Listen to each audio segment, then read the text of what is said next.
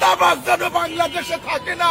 এই দেশে চাঁদা হয়, এই চাঁদা বিদেশ যায়। সকালবেলা ভাই আমি একটা যাত্রী নিয়ে অ্যাপসে আফতাবনগর থেকে সদরঘাটে আসছি। আমি যাত্রী নামাইয়া 1 সেকেন্ড টার্মিনালে আমি দাঁড়াই নাই। টার্মিনাল থেকে আমি বের হওয়ার সময় 2 জন লোক হলুদ পোশাক পরা, দেখতে একদম চোরের বাচ্চার মতন চেহারা। তারা আমার সাথে 30 মিনিট বার্গেনিং করছে 50 টাকার জন্য। আমি বলছি টাকা দিব না। এর মধ্যে একটা ঘটনা হইলো, আমি 3 দিন যাবত গাড়ি চালাই না, আমার টাকা পয়সার সমস্যা। আমার যাত্রী আমাকে অ্যাপসে 524 টাকা পে করছে। আমি ওগো টাকা কেন দিব? এখানে তো আমি টার্মিনালে গাড়ি রাখি নাই।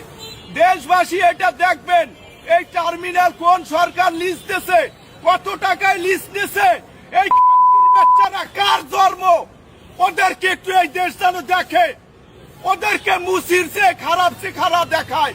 এবং আমি ভবিষ্যতে এই দেশে চাই কোন চাঁদাবাজ যেন থাকে না। এই দেশে চাঁদা হয়, এই চাঁদা বিদেশ যায়। চাঁদাবাজ যেন বাংলাদেশে থাকে না, মুসির যেন থাকে না, ছোট লোকের বাচ্চা যেন থাকে না।